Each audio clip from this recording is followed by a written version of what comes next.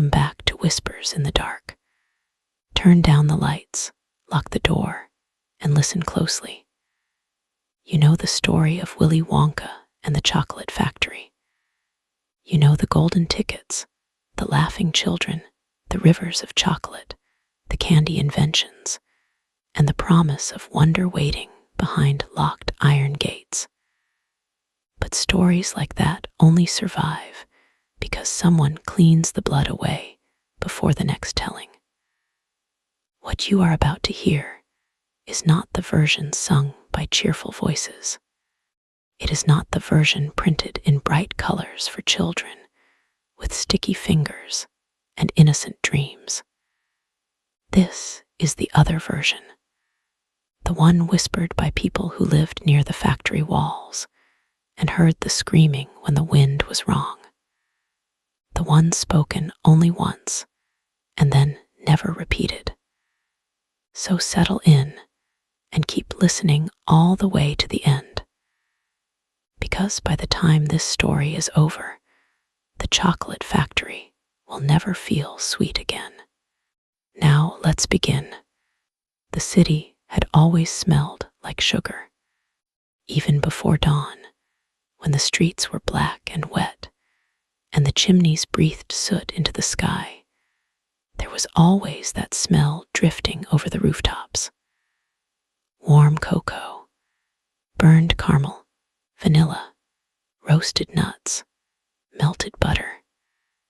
It wrapped itself around the narrow alleys and slipped through broken windows into the poorest homes. It slid over bare floorboards and empty cupboards and reminded hungry people of everything they did not have. Charlie Bucket knew that smell better than anyone. Their house was not really a house. It was a splintering shell of wood crouched at the edge of a dead street, groaning whenever the wind touched it. The roof leaked in 3 places. The walls let the cold through. In winter, the floor felt like stone. In summer, it smelled faintly of damp rot and old sickness. There was one bed for Charlie's 4 grandparents, all of them gray, and folded with age beneath blankets so thin they seemed made of dust. Another bed was shared by Charlie and his parents. Every movement in that house was careful because there was no room for carelessness. Every meal was small. Every hunger was large. At night, when his stomach ached and his breath rose pale in the darkness, Charlie would lie awake and listen to the factory whistles in the distance. Sometimes he imagined that they were not whistles at all, but calls. Long, low, beckoning cries from something alive behind those walls. Something ancient and patient. Something that knew the city was starving and loved to be desired. Grandpa Joe used to tell him stories about the factory in a voice full of old wonder. He would describe towers of sugar glass that caught the sun like cathedral windows.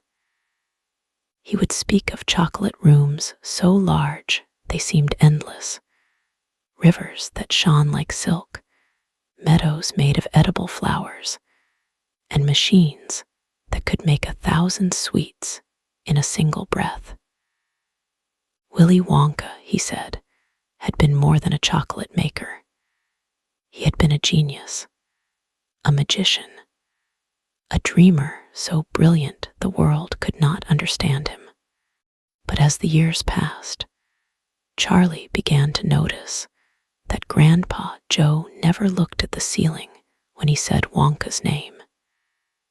He looked at the door, and when the room was very cold and the candles were burning low, Grandma Josephine would whisper that genius was only another word people used when they were afraid to say monster. No one in the city had seen Willy Wonka for years, The great factory had been sealed shut long ago. The gates remained locked. The windows were black. Yet every morning smoke curled from its many chimneys, and every week trucks rolled out carrying boxes of chocolates so exquisite, so impossible, that people bought them despite the rumors, despite the stories of workers dismissed overnight and never seen again, despite the strange sounds neighbors claimed to hear after midnight, despite the tiny shadows glimpsed moving in the upper windows. Then came the announcement. 5 golden tickets had been hidden inside ordinary Wonka bars. 5 children who found them would be welcomed into the factory for one glorious day and receive a lifetime supply of chocolate. The city changed overnight. People tore through shops like animals. Hands shook. Shelves emptied. Wrappers littered the streets like dead leaves. Mothers clawed through cartons. Fathers cursed and bought cases they could not afford. Children prayed. Even grown men, red-eyed with desperation, peeled back silver foil with trembling fingers as though salvation might gleam beneath. The first ticket belonged to Augustus Gloop. His photograph appeared in the newspaper beside a grin glazed with greed. He was enormous, with cheeks like rising dough and skin stretched shiny over his face. He looked less like a child than a thing built from meat and appetite. Reporters loved him because he was easy to understand. He liked eating. He liked winning. He laughed with his mouth open. When his mother kissed him, he was still chewing. The second ticket was found by Veruca Salt. Her father owned half the factories in another city, and all the people around him bent like reeds whenever she spoke. Veruca had pale curls, polished shoes, and eyes like chips of frozen glass. She did not smile. She assessed. Possessions clung to her like frightened servants. When she wanted something, the world rearranged itself until she had it. When the newspaper captured her face, it was not joy in her expression. It was triumph sharpened to a point. The third ticket went to Violet Beauregarde. She was all angles and movement, all restless limbs and proud chin. Her jaw worked constantly around the gum she had been chewing for months, a hard pink wad she treated like a trophy. She spoke with the violence of someone always preparing to win. Trophies lined her room, medals hung from her bedposts, and everything about her suggested strain. She looked like a wire pulled too tight. Her smile carried no warmth. It was a baring of teeth. The fourth was Mike Teavee. He was thin and pale, with hair that lay flat as if pressed there by unseen hands. His eyes were bright in the way broken glass is bright. He lived in front of flickering screens and spoke without looking at people, as though human faces were less interesting than the static worlds behind the glass. He laughed at explosions. He quoted war movies. He carried anger in him like a lit match. Days passed, and Charlie did not find the fifth. Snow began to fall. The city grew harder, meaner. Men argued in line at candy shops. Women shoved one another aside. Children cried over torn wrappers. Charlie walked through all of it with a numb kind of hope, the kind that hurt simply by existing. He had only one Wonka bar a year, on his birthday. This year he opened it slowly, carefully, trying to make the moment last. The chocolate was smooth and fragrant, and gone almost at once. There was no ticket. He tried to smile, because his mother was watching. The next day he found money in the snow. A single note, stiff with cold, caught against a curb where no one else had seen it. Charlie stared at it a long time before picking it up, as though it might vanish if he touched it. Then hunger and hope carried him to the nearest shop. The shop smelled of stale sugar and wet coats. The old shopkeeper looked tired. Charlie bought one bar and opened it there, fingers trembling. No ticket. He bought another. When the gold flashed beneath the wrapper, the world seemed to stop breathing. People shouted. Someone grabbed at him. The shopkeeper swore and shoved Charlie toward the door. "Run home," he hissed. "Run before they tear it from you." Charlie ran through the snow with the ticket crumpled in his hand, and his heart pounding so hard it made him sick. He burst through the house door crying out for his family, and for a moment there was light in that terrible little room. Real light. The kind that makes people forget the cold. But when Grandpa Joe held the ticket, his fingers shook. Not from excitement, from fear. The day came under a white sky. Snow lay in blackened heaps along the roads.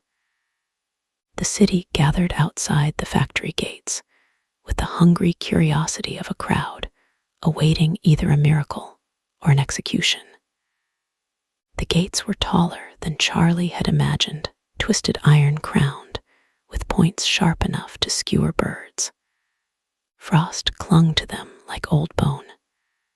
Behind them, the factory rose in crooked masses of brick and shadow, its many chimneys breathing into the sky. It was too large, too silent. No windows reflected the daylight. They seemed to absorb it.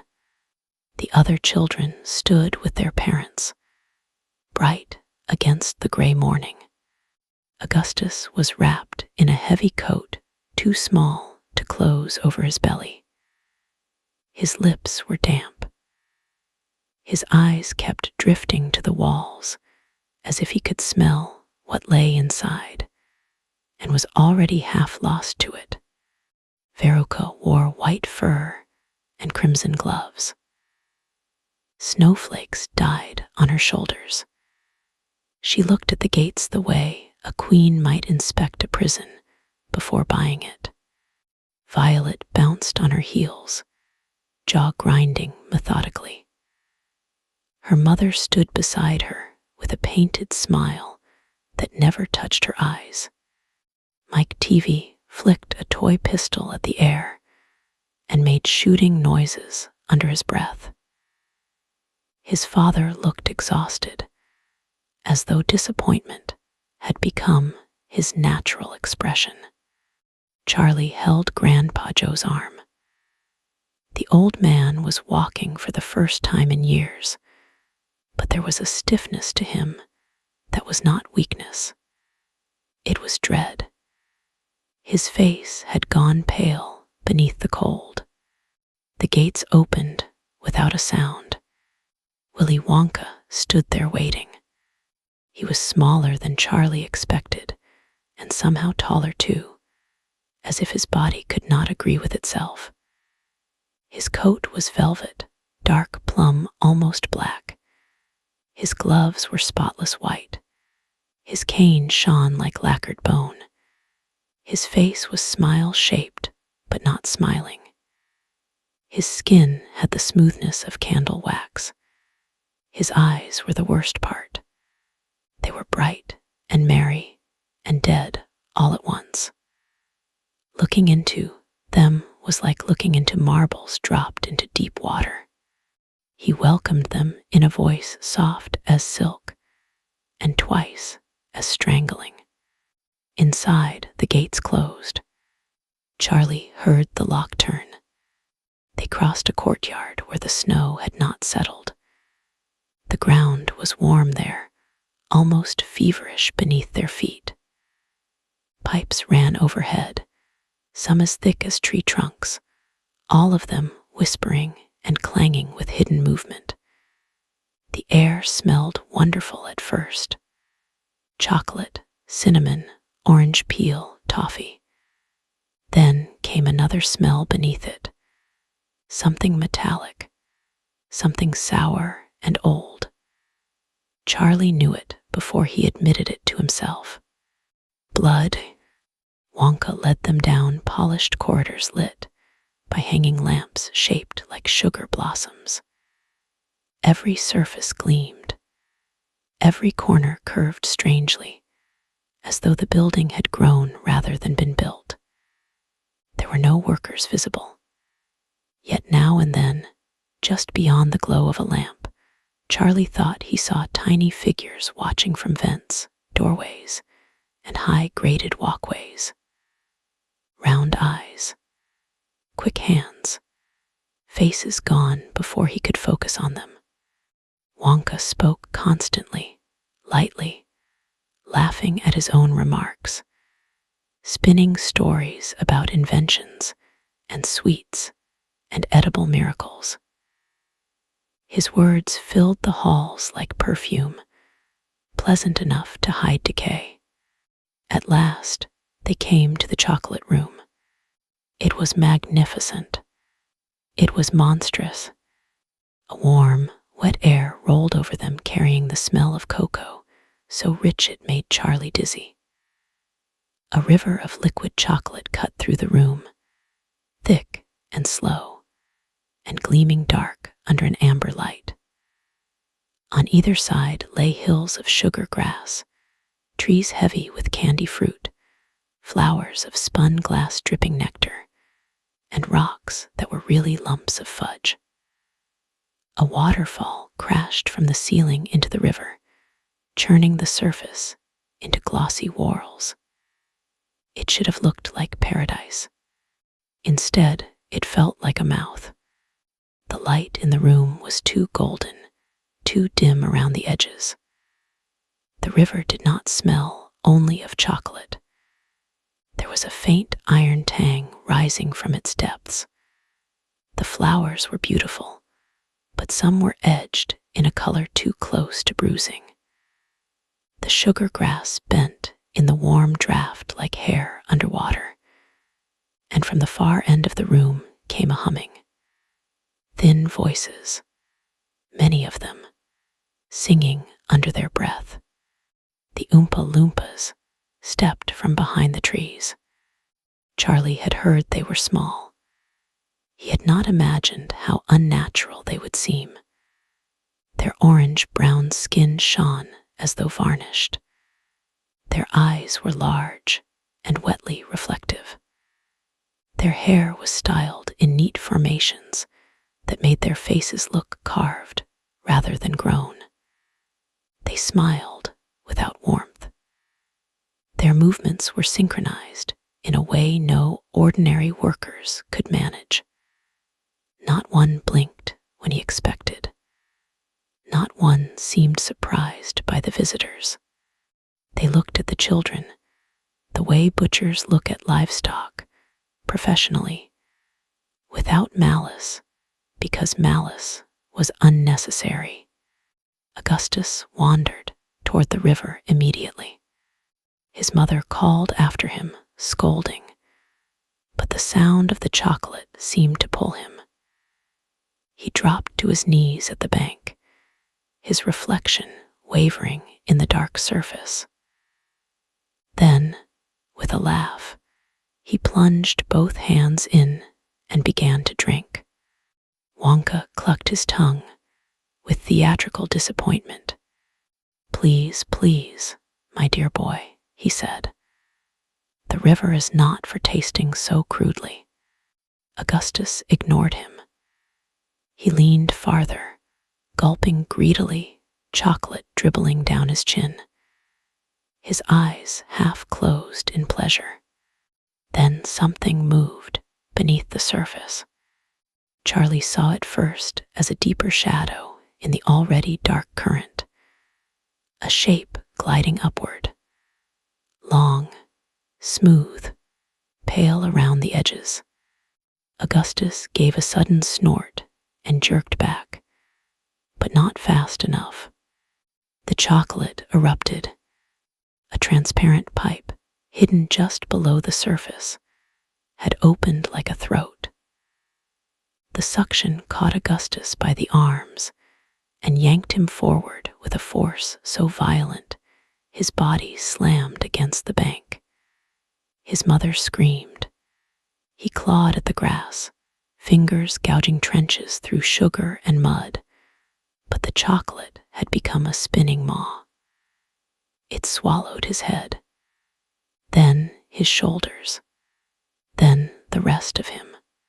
For one impossible second, his legs kicked in the air, boots shining, and then they too vanished into the pipe. The river churned red. Mrs. Gloop shrieked his name and tried to run in, but the Oompa Loompas were suddenly around her, tiny hands astonishingly strong as they held her back. From somewhere, deep in the walls, came a wet, mechanical pounding, followed by a high, strangled scream that cut off all at once. Wonka sighed, as though mildly inconvenienced. "Up the pipe he goes," he murmured. "I do hope the pressure rollers have been recalibrated." Charlie stared at the place where Augustus had disappeared. Thick bubbles rose to the surface and burst with soft popping sounds. One carried a pinkish froth. Another released a smell so foul beneath the chocolate sweetness that Charlie nearly gagged. The Oompa Loompas began to sing.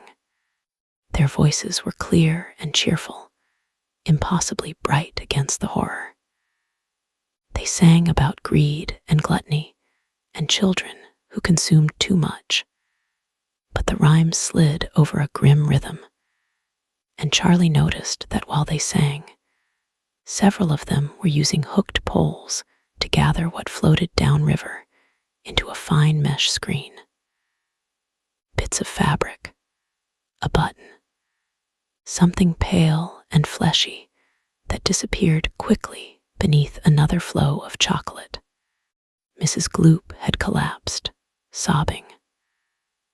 Wonka handed her a lace handkerchief already folded, as if he had expected this exact moment. He led the rest of them onward before the singing ended. The inventing room was hotter than the last. Steam fogged the ceiling. Machines clicked and hissed with insect precision. Glass coils carried liquids of impossible colors. Metal arms dipped and folded and sealed. Somewhere a pump thudded with the rhythm of a heart. Wonka showed them sweets that changed flavor while being eaten, candies that glowed in the dark, lollipops that hummed when licked. The parents tried to recover their composure, telling themselves Augustus would be fine, that this was all strange but safe, that an eccentric candy maker could not possibly have meant real harm. Charlie listened to the machines. Under the hissing and clicking, he could hear a softer sound, a dragging, a muffled sob, like someone trying not to be heard from inside the walls. Then Wonka unveiled the chewing gum meal. It sat on a silver tray beneath a glass dome, a small violet strip, no bigger than a thumbnail. He described it with reverence. Roast beef and baked potato, gravy, then blueberry pie with cream, all in one miraculous piece of gum. Violet's eyes lit with a feverish hunger, not for food, for victory. She snatched it before anyone could stop her. Her mother protested weakly. Wonka warned her with suspicious calm, saying it was not yet perfected. Violet only laughed and shoved it into her mouth. Her jaw began its relentless work. She smirked as flavors bloomed. Roast beef, she announced. Splendid. Potato. Delightful. She taunted the others between chews, reveling in being first, in being chosen by her own audacity. Then she paused. Blueberry pie, she said thickly. Her face changed. At first, Charlie thought the room lighting had shifted. Then, he saw the color crawling beneath her skin. A wash of blue spread from her cheeks down her throat, branching through her arms like ink through wet cloth. Veins darkened. Her eyes bulged. She clutched her stomach and gave a small, incredulous laugh that turned into a choking cry. Her body began to swell. Not evenly, not naturally. Her abdomen pushed outward first, hard and sudden, stretching her clothes. Then her neck thickened. Her fingers puffed like sausages. Her face rounded, skin tightening until it shone. The blue deepened into a rich, bruised indigo. She tried to spit out the gum, but her tongue had swollen too large. It lolled between her teeth, stained almost black. Her mother rushed forward. Violet screamed. The sound was warped by the pressure inside her. It came out wet and strained. Her joints cracked as her body expanded further, rounder and tighter, until she was no longer shaped like a girl at all, but a grotesque sphere with trembling limbs. Her eyes rolled wildly. Blue juice began to seep from the corners of her mouth. Then her skin split, just a little at first.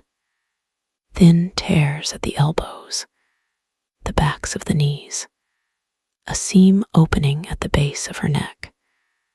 From each break oozed dark syrup smelling of berries and rot. Violet wailed, and the pitch of it echoed horribly in the hot room. Wonka clicked his tongue. Ah, yes, the juicing stage, he said. Always such a messy transition. The Oompa Loompas came immediately, carrying long needles attached to crystal hoses. Violet's mother fought them, shrieking that they were hurting her baby, but they moved around her with expressionless efficiency. One plunged a needle into Violet's swollen side.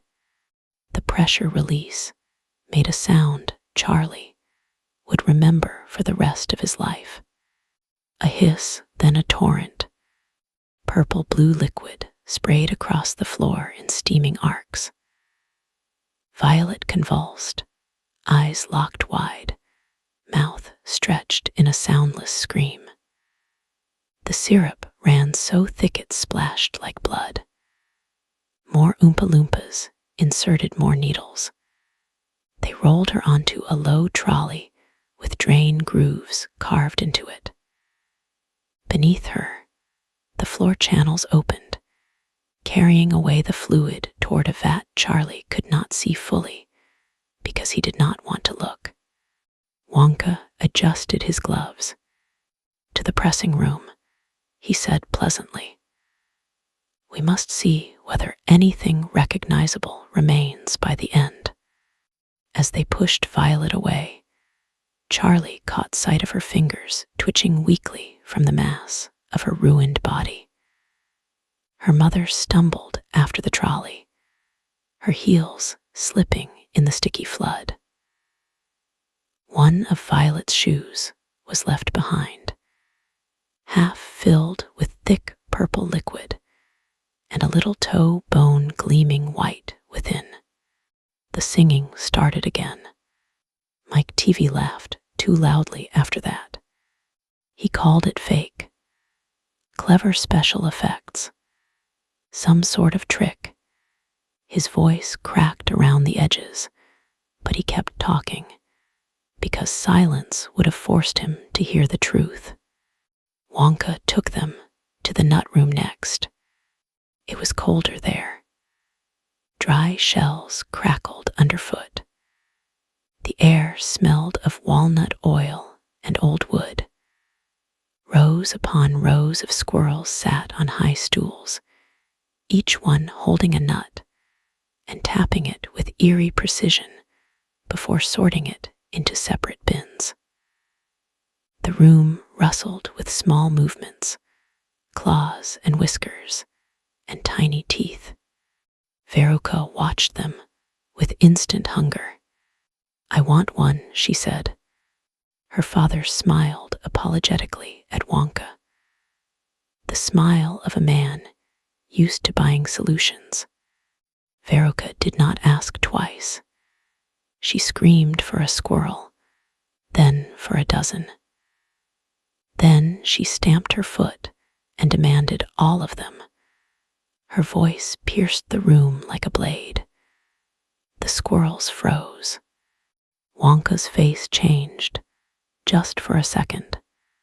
Not anger, satisfaction. Veruca shoved past the barrier rope and strode into the sorting area, hands outstretched. The squirrels descended in a blur. They moved faster than any natural animal should. One leaped to her shoulder and sank its teeth into the side of her neck. Another struck her face, claws raking from brow to lip. Veruca shrieked and batted at them, but more were already on her, swarming up her coat, digging into her hair, clinging to her arms. Their tiny paws were not tapping now. They were testing, assessing. A ring of squirrels formed around her and began striking her head with their knuckles. Tap, tap, tap, tap, tap. Her father ran forward, roaring, but the Oompa Loompas blocked him.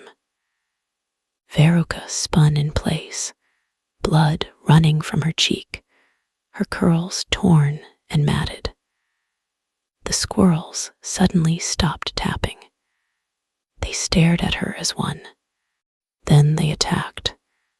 They brought her down in seconds.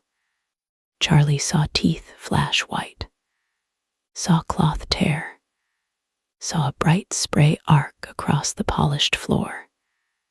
Veruca's screams turned animal, then muffled. The squirrels covered her body so thickly she seemed to vanish beneath a living carpet of fur and claws. When they parted at last, she was on the ground, twitching weakly, her dress in ribbons, one eye swollen shut, both hands mangled where she had tried to protect her face. The chief squirrel stepped delicately onto her chest and tapped once at her forehead. Then the trapdoor opened beneath her. Veruca disappeared into darkness with a fatting shriek. Her father lunged after her and nearly followed before the edge snapped shut inches from his shoes. From below came the clang of metal, a rattling cascade, and then something heavy striking something harder, again and again, descending into unseen depths.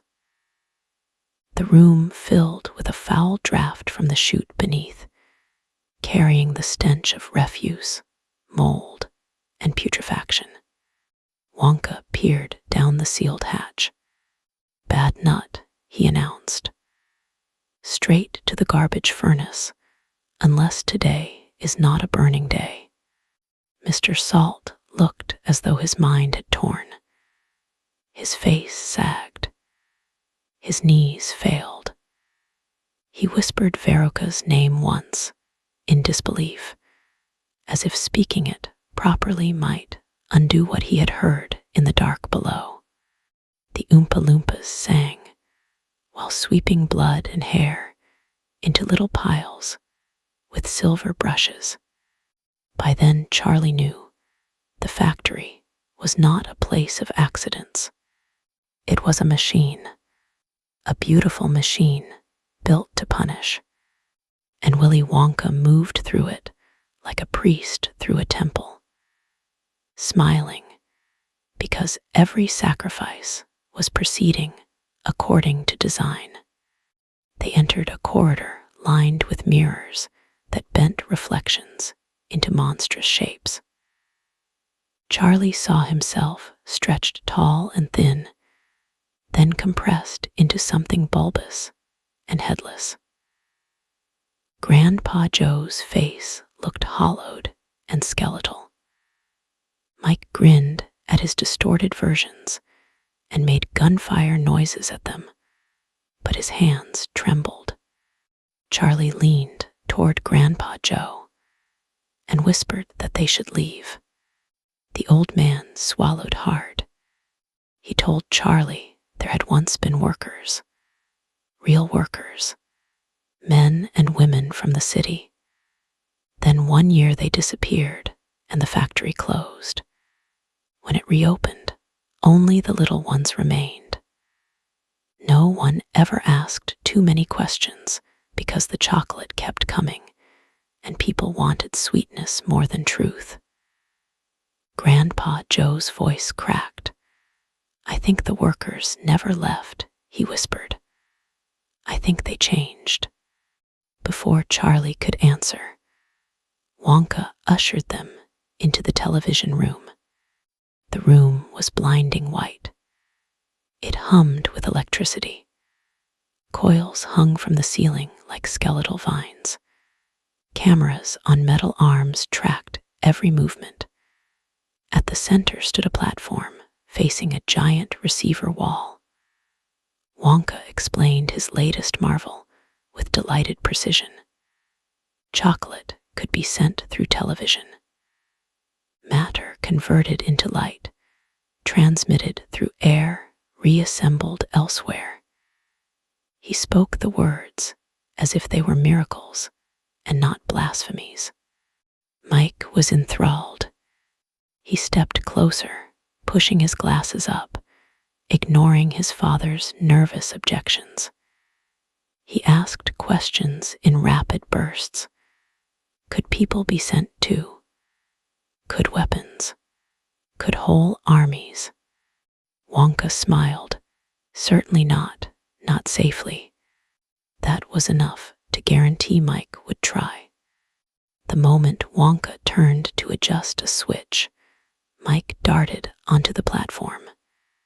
His father shouted. Charlie shouted. The room flared. For a heartbeat, Mike's skeleton showed through his skin in a lattice of blue-white light. Then he was gone. The receiver wall sparked. Static writhed across the screen. A tiny figure appeared there, running and pounding against the glass from inside a world of crackling distortion. Mike had been reduced, yes, but not in any neat or harmless way. He was hardly larger than a hand, and parts of him seemed wrong, smeared by transmission.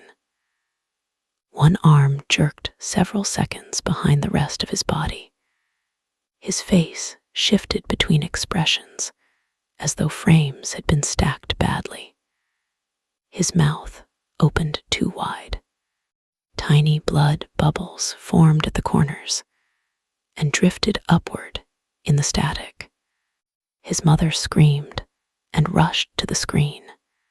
Then Mike began to stretch. Wonka had mentioned that televised chocolate came out smaller than before. He had not mentioned what happened when the reassembly was imperfect. Mike's body pulled lengthwise, as if invisible hands had caught his limbs and were drawing them apart. His tiny bones elongated under the skin. His torso narrowed. His head flattened. He was becoming tall but not larger, thinner but not less. A smear of boy dragged into impossible proportion.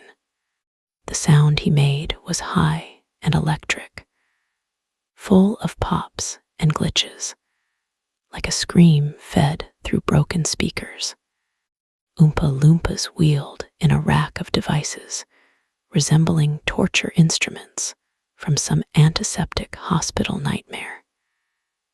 They pinched Mike off the screen with insulated claws. He came free with a wet crackle and dangled in the air, a distorted rag of flesh still twitching with current. His mother fainted. His father retched openly. Wonka examined Mike as a tailor might inspect damaged cloth. "We shall have to use the taffy stretcher in reverse," he said. "The one risks snapping." Charlie looked away too late. Mike's skin was translucent in places now. Inside, threads of light kept racing through him, illuminating organs reduced to twitching shadows. One eye had become a long oval. Teeth protruded through his cheek like kernels in a burst husk. The Oompa Loompas rolled him away while singing about children destroyed by screens.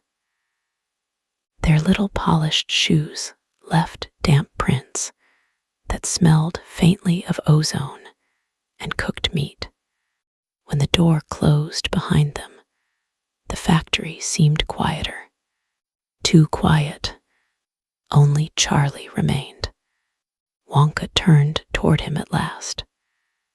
For the first time, the candy maker's smile seemed genuine. "And then there was one," he said. Charlie wanted to run. Every instinct screamed at him to seize Grandpa Joe's hand and flee through the corridors, crash through the gates, keep running until the sugar smell vanished forever. But the factory stretched around them like a maze designed by cruelty. Every door locked from the outside. Every vent hid watching eyes. The Oompa Loompas had gathered silently in the hall, dozens of them, waiting. Wonka led Charlie and Grandpa Joe to a glass elevator that stood at the end of a spiral corridor. Its walls were perfectly transparent. Its cables vanished up into darkness. Inside, the air was colder than the rest of the factory. Charlie could see every level they passed as the elevator rose and dropped in impossible angles. Rooms of caramel, rooms of hard candy, rooms where massive paddles stirred vats of liquid that looked too red, rooms lined with hanging molds shaped disturbingly like human forms, a room full of shoes, a room full of spectacles, a room where Oompa Loompas scrubbed something from tiles while humming softly. At the very top, the elevator stopped before a narrow chamber lined with old portraits. Willy Wonka as a young man, smiling beside rows of workers whose faces had been scratched away. Willy Wonka at a banquet, raising a glass over a table piled not with sweets, but with strange sculpted roasts. Charlie did not want to identify. Willy Wonka standing in this very room with children from years past, each one dressed in fashions from different decades, none of them familiar from any story Charlie had heard. There were many portraits, too many. Charlie felt Grandpa Joe's hand tighten on his shoulder. Wonka stood before the last portrait and touched its frame lovingly. "This is where I choose," he said. "Choose what?" Charlie whispered. Wonka looked at him with bright, empty delight. "My heir." The word hung in the room like a smell from an opened grave. Wonka explained with terrible calm that the factory needed a child. It always had, not merely to inherit it, but to feed it. Imagination was a tender thing, he said. Fear was sweeter when harvested young. Each spoiled child had carried a flavor of sin that made the machinery sing. Greed thickened the chocolate. Pride sharpened the sweets. Demanding little hearts made excellent fuel. But Charlie, poor and hungry and good, Charlie was different. Charlie was rare. Charlie could learn. Charlie could stay. Charlie could become. Grandpa Joe stepped in front of him. "No," the old man said. Wonka's expression did not change, but the room did. Panels opened in the walls. Oompa Loompas emerged soundlessly. Their eyes glinted in the low light. Grandpa Joe straightened. Years seemed to fall away from him, not in strength, but in naked terror. He confessed then, voice shaking, that he had worked here as a young man. He had seen the first changes. Workers disappearing into departments they were forbidden to discuss. New candies that smelled wrong. A shipment of special sugar that arrived in black crates and leaked red. He had fled when he realized what Wonka was doing. But he had told no one because no one would have believed him. And because part of him had been afraid of what he had eaten while he worked there. Wonka listened with patient amusement. Then he asked Grandpa Joe whether the chocolate had not been marvelous. The old man began to cry. Wonka nodded to the Oompa Loompas. They took Grandpa Joe by the arms.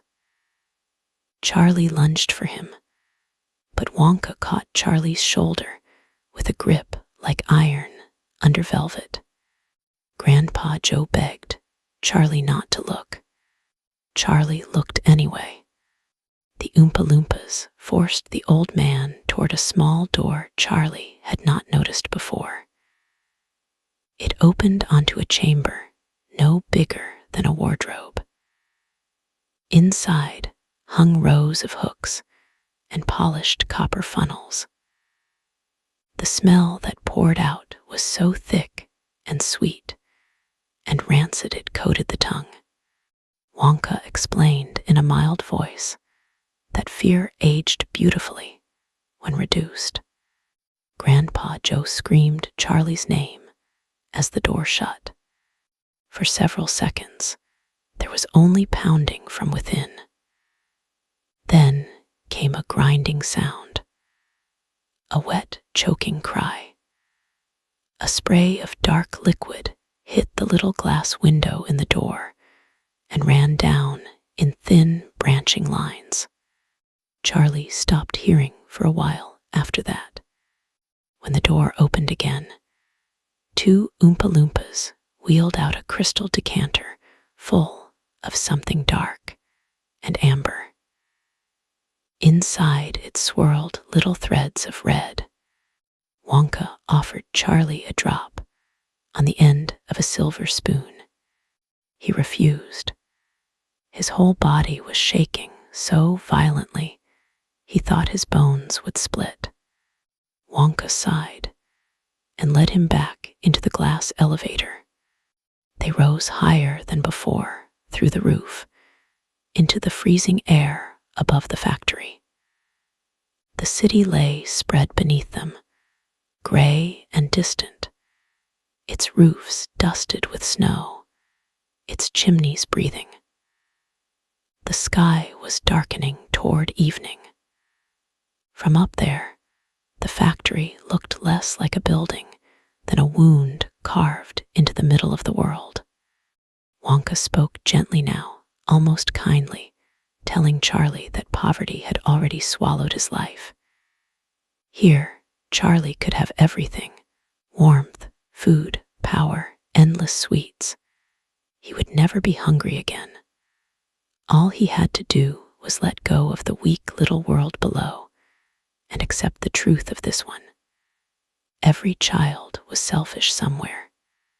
Every family was edible under the right conditions. Goodness was just hunger waiting long enough. Wonka knelt before Charlie and held out his gloved hand. Charlie looked at the glove. There was a stain at the cuff. Very small, very old. And Charlie understood suddenly that Wonka had been doing this for years beyond counting, that the factory fed on desire because Wonka fed it with people, and that the smiling little workers were not merely workers at all, but remnants, descendants, creations born from those consumed by it. Sweetness had always covered the taste of death. The whole city had been eating it. For generations. Charlie took Wonka's hand. Wonka smiled. Then Charlie bit him. He bit down with all the hunger of his life behind his teeth, not to eat, but to wound. He tore the glove and sank into the flesh beneath. Wonka screamed, sharp and shocked, and snatched his hand back. The blood that welled up was not red. It was dark syrup streaked with black, smelling of cocoa and rot. Charlie slammed the nearest lever in the elevator. The glass box lurched. Wonka stumbled against the wall. More levers, more switches. Charlie grabbed wildly, pulling everything he could reach. The elevator shot downward, then sideways, smashing through a high sugar window in a rain of shards.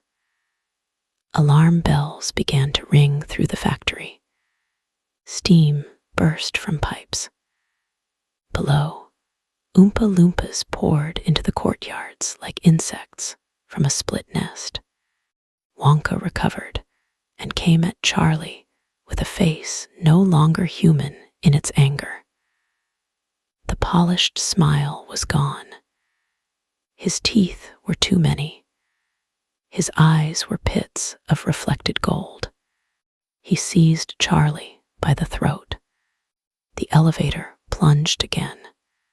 At the last second, Charlie dropped low and shoved. Wonka hit the glass wall as the elevator burst through another barrier. The panel cracked. Cold wind screamed in.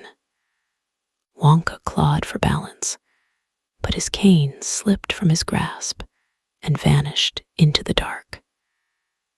Charlie saw true panic enter his face for the first time.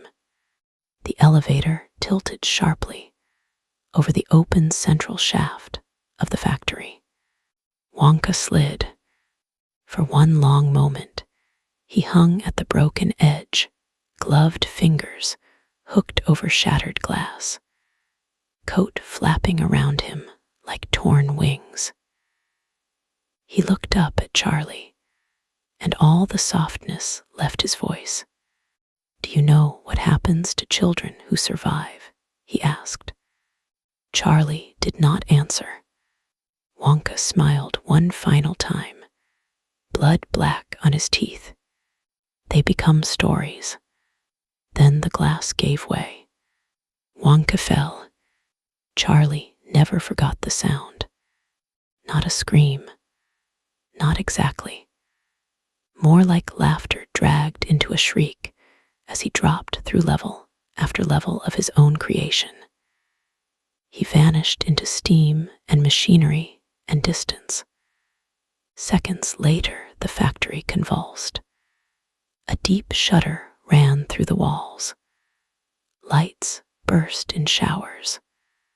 Somewhere far below there came a colossal roar, followed by a wet, explosive impact that sent a fountain of dark liquid blasting up through the central shaft. The Oompa Loompas stopped moving. Every one of them turned upward. Their mouths opened. A howl rose from them, thin and piercing, and full of something much older than grief. The elevator was dying around Charlie. Its mechanisms spat sparks. One cable snapped. Another groaned. He pulled random controls until, by blind luck or mercy, it shot sideways again and crashed through the roof out over the city. The box clipped chimneys and spun through the frozen air before smashing into a warehouse roof several streets away. Charlie woke in wreckage under falling snow. He crawled free with glass in his hands and sugar dust in his hair. Behind him, the factory was screaming. Boilers burst. Windows shattered outward in glittering waves. Smoke poured from every chimney, not gray now, but black and thick and writhing. For a moment, Charlie thought the walls themselves were moving, breathing in and out as though the building were trying to survive its maker. People filled the streets, staring. Then the factory began to burn. Fire rolled through the upper rooms first, orange and hungry against the winter dusk. The sweet smell became unbearable, sickly, cloying, mixed with roasted nuts, burnt syrup, and something unmistakably human. The crowd backed away as shapes appeared at the windows, little figures beating on the glass from within. Hands, many hands, some tiny, some not. The panes blackened, cracked, and burst. Smoke swallowed them. No one came out. The flames raged through the night. By morning, the factory was a shell of charred brick and collapsed iron. The river that ran from its waste channels into the sewers had turned thick and brown red. The newspapers printed many things in the days that followed. They called it a tragedy, a terrible industrial accident. They assured the public that the missing children were being located, that Mr. Wonka's records had burned, that investigations were underway. They printed smiling photographs of Augustus, Veruca, Violet, and Mike under headlines full of hope.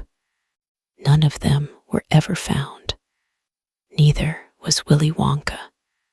Charlie returned to the little house, but it was never the same.